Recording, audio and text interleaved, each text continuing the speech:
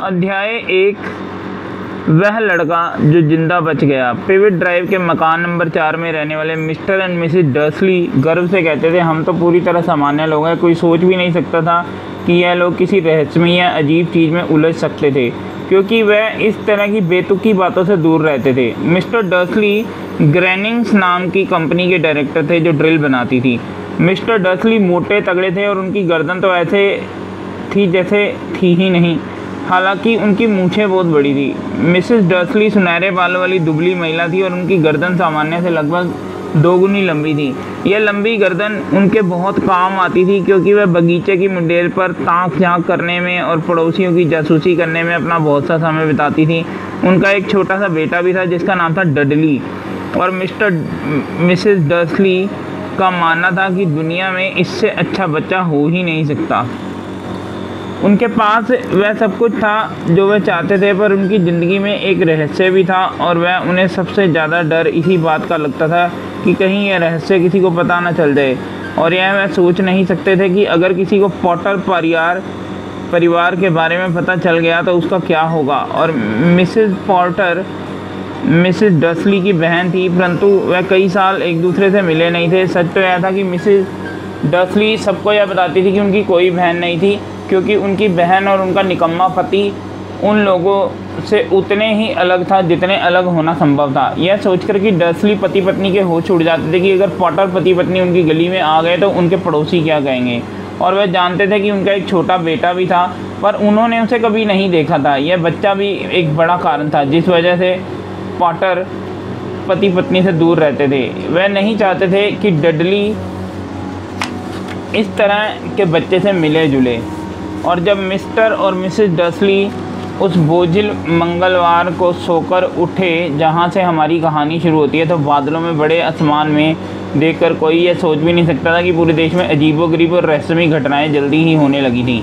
Mister Dursley ने office जाने के लिए गुनगुनाते हुए अपने सभी बोरिंग टाइम निकाली, और मिसेस डर्सली चहकते हुए इधर से उधर बातें करती रही, और इसके साथ ही वह हल्ला मचा रहे डडली को ऊंची कुर्सी पर बिठाने के लिए उसके साथ कुश्ती भी लड़ रही थी।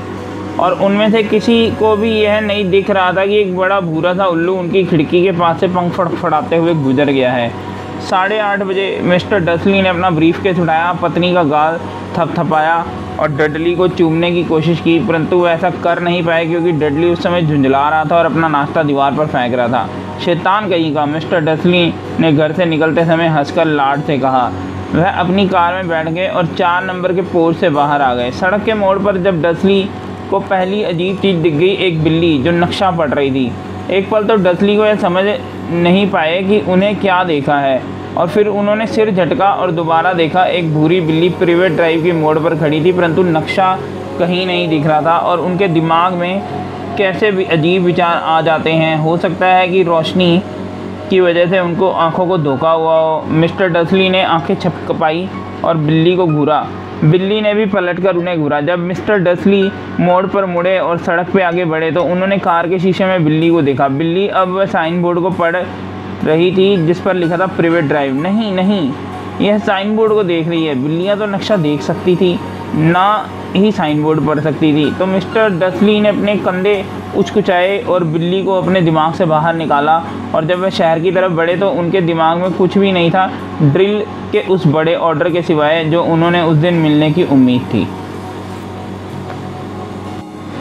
परंतु शहर के करीब पहुँचते पहुँचते उन्होंने कुछ ऐसा देखा जिनसे उनके दिमाग में ड्रिल का विचार बाहर निकाल दिया। हर सुबह की तरह जब वे ट्रैफिक जाम में फंसे तो उनका ध्यान उस तरफ गया कि आज बहुत से लोग अजीब गरीब कपड़े पहनकर घूम रहे थे। चोगे पहने लोग इस तरफ दिख रहे थे और उस तरफ भी दिख रहे थे, और मिस्टर डर्सली अजीब कपड़े पहनने वाले लोगों को पसंद नहीं करते थे। आजकल के जवान लड़के लड़कियां भी कैसे ऊटपटांग कपड़े पहनते हैं। उन्होंने सोचा कि यह कोई बेवकूफ़ भरा नया फैशन होगा। उन्होंने अपनी उंगलियों से स्टीयरिंग व्हील पर तबला बजाया, और तभी उनकी निगाह पास में खड़े कुछ अजीब लोगों के झुंड पर पड़ी, और वह लोग रोमांचित होकर आपस में कानाफूसी कर रहे थे। और मिस्टर डर्सली आग बबूला हो गए जब उन्होंने देखा कि उनमें से 2 तो बिल्कुल जवान नहीं थे। अरे, उस आदमी की उम्र तो मुझसे भी ज़्यादा होगी और उसे शर्म नहीं आती, वह गहरा घरार चोगा पहना हुआ है, उसकी यह मजाल।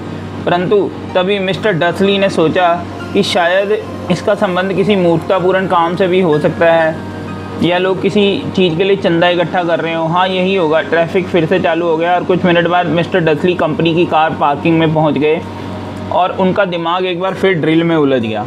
और मिस्टर डसली 9वीं मंजिल पर अपने ऑफिस में हमेशा खिड़की की तरफ पीठ करके बैठते थे। अगर ऐसा नहीं होता तो उस सुबह उन्हें ड्रिल पर अपना ध्यान लगाए रखने में कठिनाई होती और वह भारी दोपहर में तेज़ी से उड़ते हुए उल्लुओं को देख रहे थे, परंतु नीचे सड़क पर खड़े उन उल्लुओं को देखकर हैरान हो रहे थे। जब एक के बाद एक उल्लू तेज़ी से उड़कर आए तो लोग उंगली से इशारा करके मुंह फाड़े उन्हें देख रहे थे। उनमें से ज़्यादातर लोगों ने तो रात को भी कभी उल्लू नहीं देखा था। बहरहाल मिस्टर डसली की सुबह पूरी तरह सामान्य गुजरी और जिसमें उल्लुओं का नामो निशान भी नहीं था। उन्होंने 5 लोगों को डांटा और कई ज़रूरी टेलीफ़ोन किए और वह फ़ोन पर भी चीखते चिल्लाते रहे। लंच के समय तक वह बहुत अच्छे मूड में थे।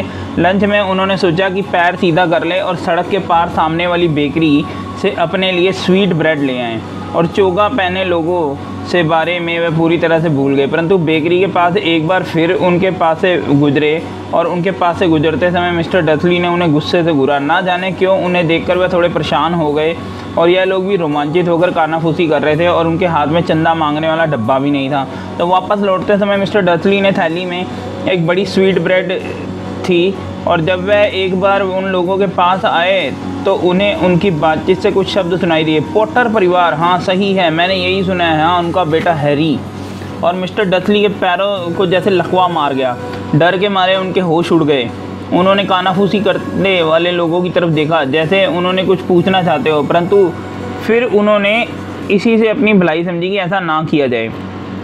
उन्होंने सड़क के पार दौड़ लगा दी, धड़धड़ाते हुए ऑफिस में घुस गए और अपनी सेक्रेटरी को फटकारा कि वह उन्हें डिस्टर्ब ना करे। झपट कर फ़ोन उठाया और घर का नंबर लगभग पूरा डायल कर ही दिया था। तभी उन्होंने अपना इरादा बदला। उन्होंने रिसीवर दोबारा नीचे रख दिया और अपनी मूंछों पर हाथ फेरने लगे और वह सोच रहे थे, नहीं नहीं, कितनी बड़ी बेवकूफ़ी होगी। पॉटर के नाम के तो बहुत लोग हो सकते हैं और उन्हें विश्वास था कि पॉटर नाम के ऐसे कई लोग होंगे जिनके बेटे का नाम हैरी होगा। और अगर देखा जाए तो उन्हें यह पक्का पता भी नहीं था कि उनके भांजे का नाम हैरी ही है और उन्होंने उसे कभी देखा भी नहीं था और उनका नाम हार्वे या फिर हेराल्ड भी हो सकता है। और मिसेस डसली की चिंता में डालने का क्या फ़ायदा, अपनी बहन का नाम सुनते ही वह हमेशा परेशान हो जाती है।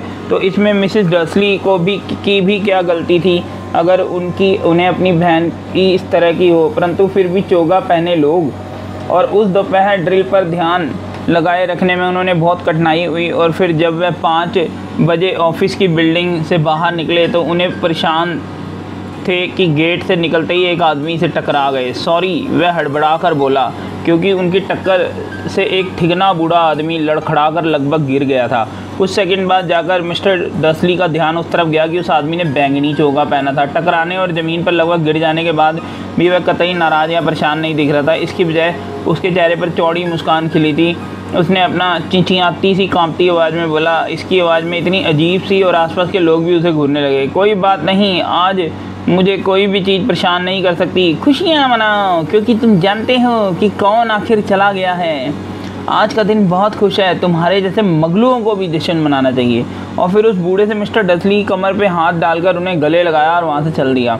और मिस्टर डसली वहीं किसी पेड़ की तरह खड़े रह गए और एक अजनबी ने उन्हें गले लगाया, यही नहीं और उन्हें मगलू भी कहा, चाहे उसका जो भी मतलब हो।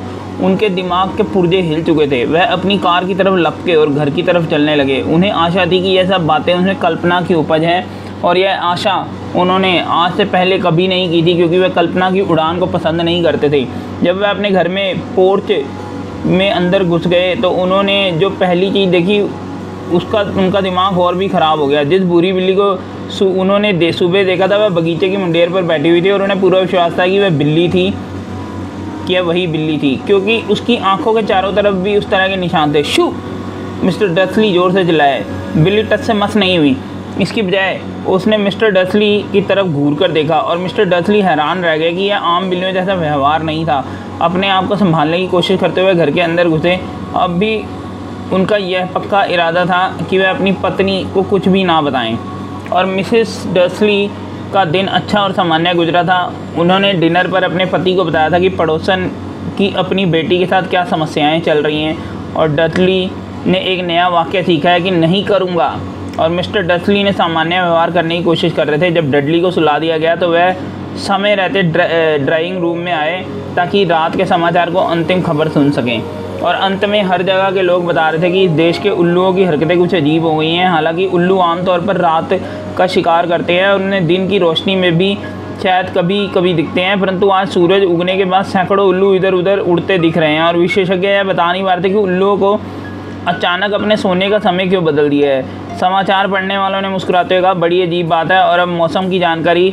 जिम मैगनिफ, जिम, क्या आज रात भी उल्लुओं की बारिश होने की संभावना है? हेलो टैड, मौसम विशेषज्ञ ने कहा, मैं उसके बारे में तो नहीं जानता, परंतु आज सिर्फ उल्लुओं की हरकतें ही अजीब नहीं है। कैंट, यॉर्कशायर और डंडी के दर्शकों ने आज मुझे फ़ोन करके बताया है कि मैंने कल जिस बारिश का वादा किया था उसकी जगह आज आसमान में उल्काओं की बारिश हो रही है। और शायद लोग बॉनफायर नाइट का त्यौहार थोड़ी जल्दी मना रहे हैं और यह अगले सप्ताह है दोस्तों, परंतु आज की रात निश्चित रूप से पानी बरसेगा। और मिस्टर डसली अपनी कुर्सी पर बर्फ़ की तरह जमे रह गए। पूरे ब्रिटेन में उल्काओं की बारिश, दिन की रोशनी में उल्लुओं का उड़ना, हर जगह चौकों में घूम रहे रहस्यमय लोग और पॉटर परिवार के बारे में कानाफूसी। मिसेस डसली 2 कप चाय लेकर ड्राइंग रूम में आई और अब बताए बिना कोई चारा नहीं था, उन्हें अपनी पत्नी को कुछ बताना ही पड़ेगा। उन्होंने घबराते हुए अपना गला साफ किया। ओह पेटूनिया डियर, हाल ही में तुम्हारी बहन की कोई खबर मिली क्या? जैसे उन्होंने सोचा था, मिसेस डसली को झटका भी लगा और गुस्सा भी आया। आमतौर पर वह लोग यह बताते थे कि मिसेस डसली का कोई बहन नहीं है। नहीं, उन्होंने तीखी जवाब दिया। क्यों? समाचार में अजीब खबरें आ रही हैं, मिस्टर डसली ने सहमी हुई आवाज़ में। उल्लू, उल्काएँ और यह शहर में बहुत अजीब तरह के लोग घूम रहे हैं। तो मिसेस डसली ने तमतमा कर पूछा। तो मैंने सोचा शायद कहीं ना हो और इसका संबंध उन लोगों से और उनकी तरह के लोग तो नहीं है। मिसेस डसली होठ सिकोड़कर चाय पीती रही। मिस्टर डसली ने विचार किया कि क्या उनमें अपनी पत्नी को यह बताने की हिम्मत है कि उन्होंने पॉटर का नाम सुना है, और अंत में वह इस नतीजे पर पहुंचे कि उनमें इतनी हिम्मत नहीं है। इसके बजाय वह सामान्य ढंग से कह रहे थे। उन्होंने कहा था कि उनका बेटा इस उम्र में वह डडली के जितना ही होगा ना, मेरे ख्याल से उतना ही होना चाहिए। मिसेस डसली ने कड़कड़ा कर कहा, वैसे उसका नाम क्या है? हावर्ड है ना? हैरी, और मेरे ख्याल से यह बहुत ही घटिया और सड़क छाप नाम है। और नहीं तो क्या, मिस्टर डसली बोले, और उनका दिल बुरी तरह डूबता जा रहा था। बिल्कुल ठीक कहा, मेरा भी यही ख्याल है। जब वे लोग सोने के लिए ऊपर वाली मंजिल पर गए तो उसके बाद मिस्टर डसली इस विषय पर एक शब्द भी नहीं बोले। जब मिसेस डसली बाथरूम में थी तो मिस्टर डसली चुपके से बेडरूम की खिड़की के पास गए और उन्होंने सामने वाले बगीचे में झांका। बिल्ली अब भी वहीं थी और वह प्राइवेट ड्राइव के मोड़ पर नजरें गड़ाए थी, जैसे उसको किसी का इंतजार हो। क्या यह उनके मन का वहम था या फिर इन सबके पॉटर परिवार से कोई संबंध था? और अगर ऐसा है तो अगर किसी को यह पता चल जाए कि उनके संबंध ऐसे लोगों से है, बहरहाल यह तय था कि यह सहन नहीं कर पाएंगे। मिस्टर और मिसेस डसली बिस्तर पर लेट गए। मिसेस डसली तो तत्काल सो गई, परंतु मिस्टर डसली जागते रहे और मन ही मन सारी बातें याद कर रहे थे। सोने से पहले उनके मन में तसल्ली देने वाला आखिरी विचार यही था कि अगर पॉटर परिवार का या उन अजीब घटनाओं से कोई संबंध हो तो भी डरने की क्या बात है, क्योंकि वह उनके और मिसेस डसली के पास भला क्यों आएंगे।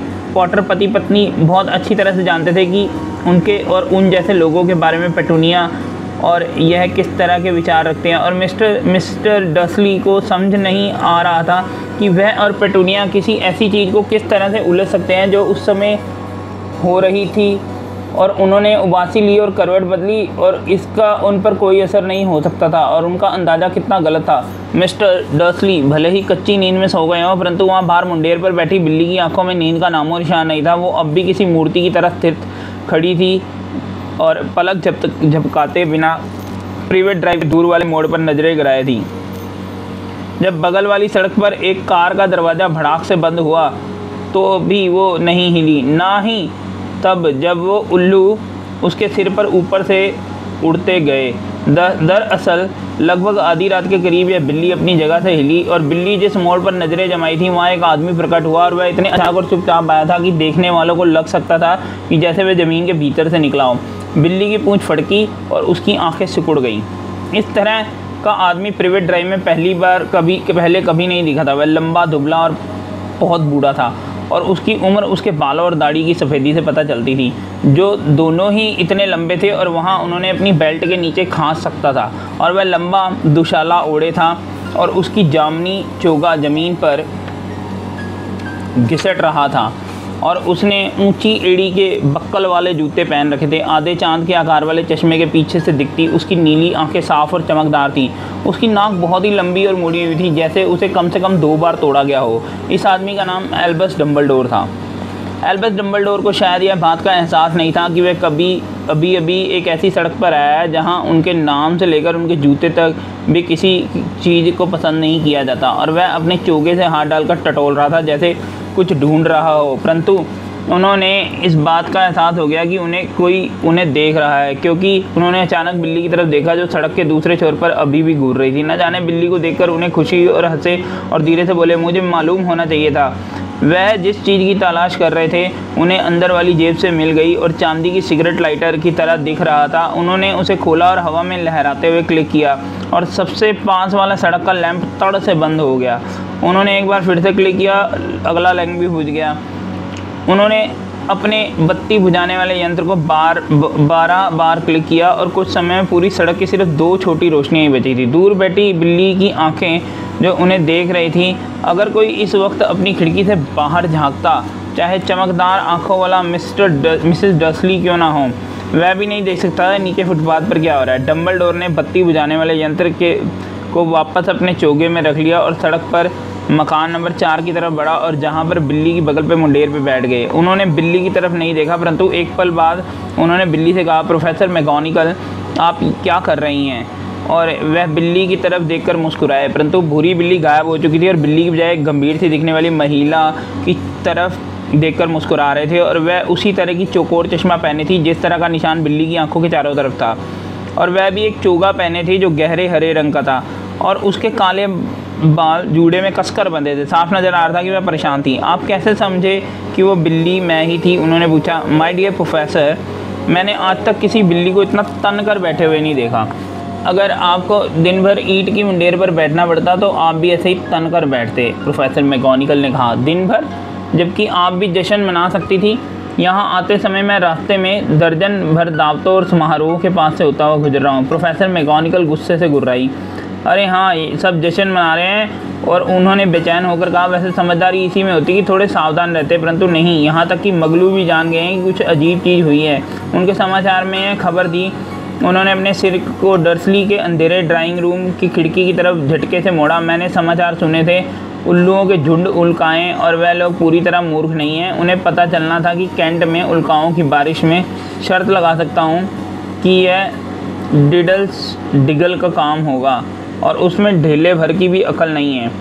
आप उन्हें दोष कैसे कह सकते हैं? डम्बलडोर ने नरमी से कहा। 11 साल से हमारे पास जश्न मनाने की वजह नहीं थी। मैं जानती हूँ, प्रोफेसर मैगोनिगल ने चिढ़ते हुए कहा, परंतु इसका मतलब यह तो नहीं है कि लोग बेवकूफ़ी पर ही उतर आए और लोग सरासर लापरवाही कर रहे हैं। उन्होंने मगलुओं जैसे कपड़े तक नहीं पहने हैं, चोगे पहनकर भरी दोपहर को सड़कों पर घूम रहे हैं और अफवाहें फैला रहे हैं। और फिर उन्होंने डम्बलडोर पर तीखी तिरछी निगाहें डाली, मानो उम्मीद कर रही हों कि वह कुछ कहेंगे, परंतु चूंकि उन्होंने ऐसा नहीं किया तो इसलिए वह आगे बोलती रही। कितना बढ़िया रहेगा अगर जिस दिन तुम जानते हो कौन आखिरकार गायब हो गए हैं और उसी दिन मगलुओं को हमारे बारे में पता चल जाए। और मुझे लगता है कि यह सचमुच चल गया है ना डम्बलडोर? लगता तो ऐसे ही है, डम्बलडोर ने कहा। हमें बहुत सी चीज़ों के लिए ऊपर वाले का एहसान मानना चाहिए। क्या आप शरबत लेमन लेंगी? क्या शरबत लेमन? एक तरह की मगलू मिठाई जो मुझे बहुत पसंद है। नहीं नहीं धन्यवाद, प्रोफेसर मैगोनिगल ने ठंडे स्वर में कहा। मानो कहना चाहती हूँ कि यह भी कोई वक्त है शरबत लेमन का? जैसे मैंने कहा, अगर तुम जानते हो कौन चला भी गया हो।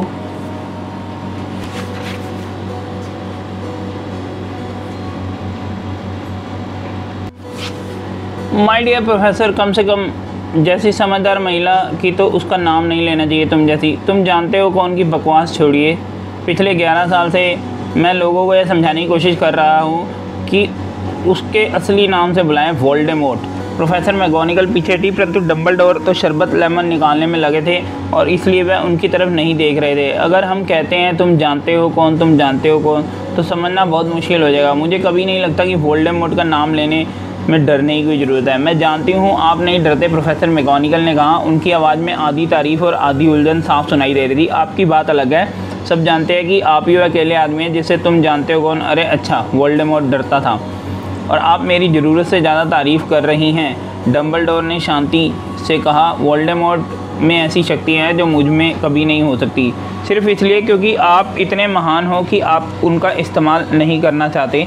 मेरी किस्मत अच्छी है जो आज अंधेरा है। मैं तब से इतना कभी नहीं शर्माया जब मैडम पॉम्फ्रे ने मेरे लिए मफलर की तारीफ़ कर दी थी। और प्रोफेसर मैगोनिगल ने डंबलडोर को घूर कर देखा और कहा, उल्लुओं को तो छोड़िए, उनसे भी तेज़ रफ्तार से अफवाहें चारों तरफ उड़ रही हैं और आप जानते हैं कि लोग क्या कह रहे हैं और यह क्यों गायब हो गया, कि आखिर किस चीज़ ने उसे रोक दिया।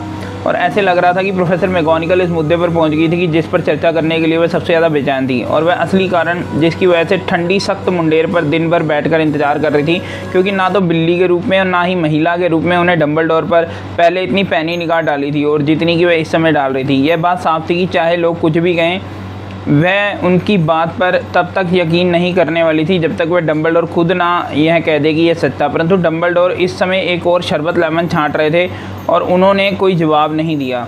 प्रोफेसर मैगोनिगल ने चोर देखकर कहा, लोग कह रहे हैं कि वोल्डेमॉर्ट कल रात को गॉड्रिक हॉलो में पॉटर परिवार की तलाश में गया था। अफवाह यह है कि लिली और जेम्स पॉटर वह लोग मर चुके हैं। डंबलडोर ने सिर झुकाया। प्रोफेसर मैगोनिगल के मुंह से आहा निकल गई। लिली और जेम्स, मुझे विश्वास नहीं हो रहा, मैं इस पर विश्वास नहीं करना चाहती थी। ओह एल्बस। डंबलडोर आगे बढ़े और उन्होंने प्रोफेसर मैगोनिगल का कंधा थपथपाया। मैं जानता हूँ, उन्होंने भारी आवाज़ में कहा। आगे बोलते समय प्रोफेसर मैगोनिगल की आवाज़ थरथरा रही थी। यही नहीं, लोग तो यह भी कह रहे हैं कि उसके बेटे हैरी पॉटर को भी मारने की कोशिश की गई थी, परंतु वह उसे नहीं मार पाया और वह उस छोटे से बच्चे को नहीं मार पाया। कोई नहीं जानता कि क्यों या कैसे, परंतु लोग कह रहे हैं कि जब वोल्डेमॉर्ट हैरी पॉटर को नहीं मार पाया तो उसकी शक्तियाँ नष्ट हो गई हैं और इसलिए वह गायब हो गया है। डंबलडोर ने उदास होकर सिर हिलाया। यह सच है, प्रोफेसर मैगोनिगल ने हकलाते हुए कहा। जब यह इतना कुछ कर चुका है, जब वह इतने सारे लोगों को मार चुका है, इसके बाद भी एक छोटे से बच्चे को नहीं मार पाया, बड़ी हैरानी की बात है। और उसे रोकने वाला कौन था? परंतु भगवान के लिए मुझे यह बताएं कि हैरी कैसे बच गया। हम सिर्फ अंदाज़ा लगा सकते हैं, डंबलडोर ने कहा। शायद हम इसका कारण कभी नहीं जान पाएंगे। प्रोफेसर मैगोनिगल ने जाली वाला रुमाल निकाला और चश्मे के नीचे अपनी आंखें पोंछी। डंबलडोर ने गहरी सांस खींचते हुए अपनी जेब से एक सुनहरी छड़ी निकाली और उसे ध्यान से देखा। यह छड़ी बड़ी विचित्र थी क्योंकि इस पे 12 कांटे थे। इस घड़ी के ऊपर 12 कांटे थे और वह अंक एक भी नहीं था, और उसके बजाय इसके किनारे पर छोटे ग्रह घूम रहे थे। बहरहाल इससे डंबलडोर को कुछ समझ में आया होगा, क्योंकि उन्होंने इसे वापस अपनी जेब में रख लिया और हैग्रिड को देर हो गई। वैसे मुझे लगता है कि उसी ने आपको बताया होगा कि मैं यहाँ आने वाला हूँ।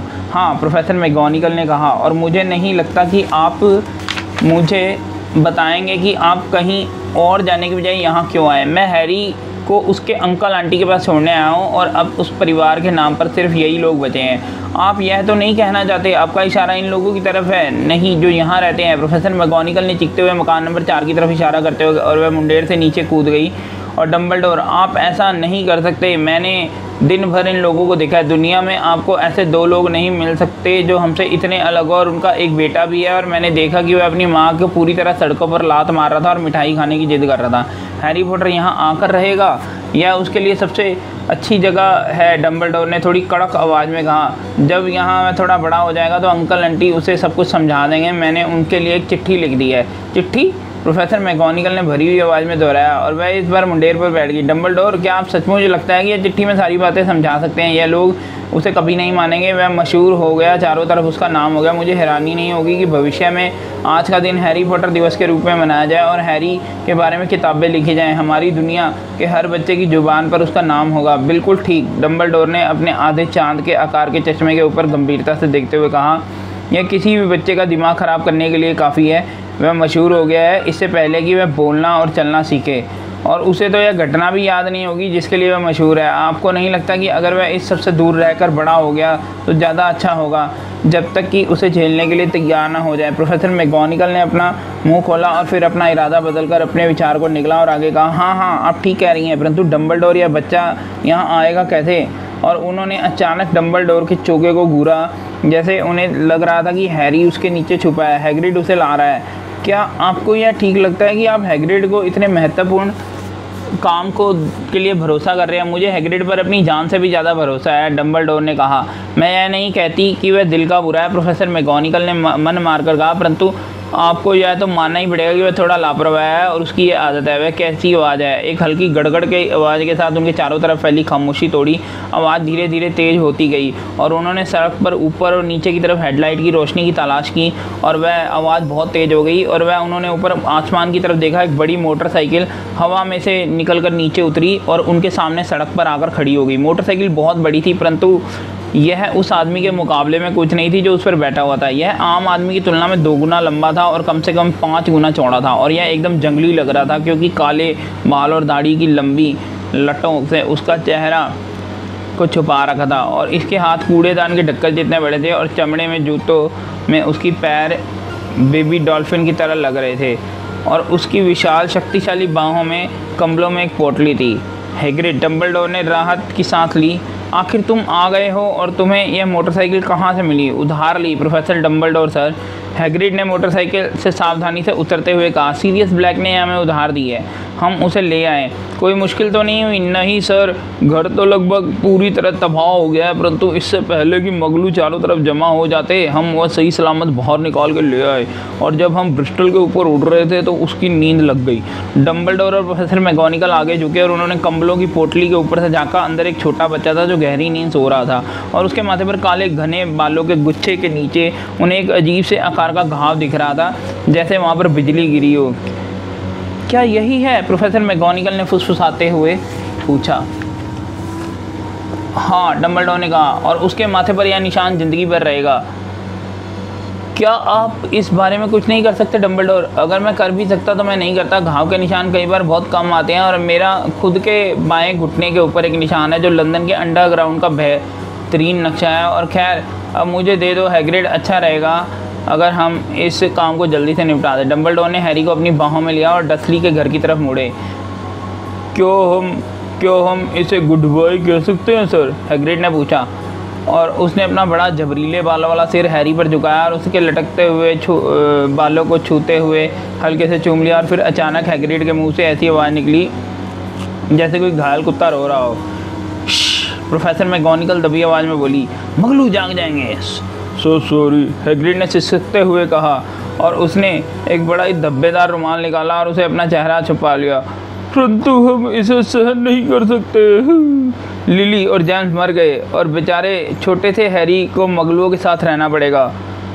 हाँ, बड़े ही दुख की बात है, पर अपने आप को संभालो हैग्रिड, वरना लोग हमें देख लेंगे। प्रोफेसर मैगोनिकल ने फुसफुसाते हुए कहा। जब डंबलडोर बगीचे के नीचे दीवार को लांघकर सामने वाले दरवाजे तक गए तो प्रोफेसर मैगोनिकल हैग्रिड की बाह को डरते डरते थपथपा रहे थे। डंबलडोर ने हैरी को दरवाजे को सीढ़ियों पर धीरे से लेटा लिया और अपने चोगे से एक चिट्ठी निकाली और हैरी के कंबलों के अंदर सावधानी से रखा और इसके बाद वह उन दोनों के पास लौट आए। पूरे 1 मिनट के बाद वह तीनों खड़े रहे और छोटी सी पोटली को निहारते रहे। हैग्रिड के कंधे हिल रहे थे और प्रोफेसर मैगोनिकल की पलकें लगातार छपक रही थी और डंबलडोर की आंखों में चमक आमतौर पर नज़र आती है, वह इस समय नहीं नज़र आती।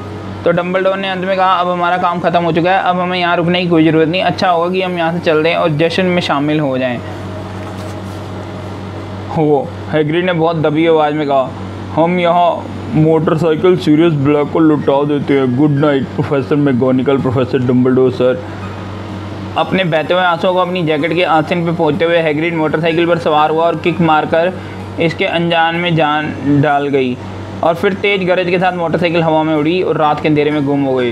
प्रोफेसर मैगोनिकल, मुझे आशा है कि आपसे जल्दी ही मुलाकात होगी, डंबलडोर ने सिर हिलाते हुए कहा। प्रोफेसर मैगोनिकल ने जवाब पे अपने नाक सुड़की। डंबलडोर मुड़े और सड़क पर चल दिए और मोड़ पर जाकर वह रुके और अपनी चांदी की बत्ती बुझाने वाली यंत्र बाहर निकाल दिया। उन्होंने उसे एक बार क्लिक किया तो रोशनी के 12 गोले सड़क के लैंपों की तरफ तेज़ी से लपके और प्राइवेट ड्राइव में अचानक नारंगी रोशनी आ गई और डंबलडोर देख सकते थे कि सड़क के दूसरी सिरे पर एक भूरी बिल्ली चली जा रही है और उन्होंने नंबर 4 की सीढ़ी पर रखे कंबलों की पोटली पर झलक भर दिख रही थी। गुड लक हैरी, उन्होंने धीमे से कहा और वह पलटे और चोगे की तरफ झटका देते हुए गायब हो गए। हल्की हल्की हवा प्राइवेट ड्राइव की साफ़ सुथरी झाड़ियों को हिला रही थी। काले आसमान के नीचे सब कुछ शांत और व्यवस्थित था और यह वही आखिरी जगह थी जहाँ पर आश्चर्यजनक घटनाएं होने की उम्मीद कर सकते थे। और हैरी पॉटर ने सोते सोते अपने कंबलों के नीचे करवट बदली और उन्हें नन्हे से हाथ ने पास रखी चिट्ठी को पकड़ लिया और वह सोता रहा। और वह नहीं जानता था कि वह ख़ास था, और यह भी नहीं कि वह मशहूर था, यह भी नहीं कि वह कुछ घंटे के लिए मिसेस डर्सली की चीख सुनकर उठेगा और जब दूध की बोतल बाहर रखने के लिए सामने वाला दरवाज़ा खुलेगी तो यह भी नहीं जानता था कि अगले ही कुछ सप्ताह उसका कज़न डडली उसे नोचेगा और तंग करेगा। और वह यह तो जान ही नहीं सकता था कि इस समय पूरे देश में छुप छुप कर मिल रहे लोग अपने गिलास उठाकर दबी आवाज़ में कह रहे हैं, हैरी पॉटर के नाम, वह लड़का जो जिंदा बच गया।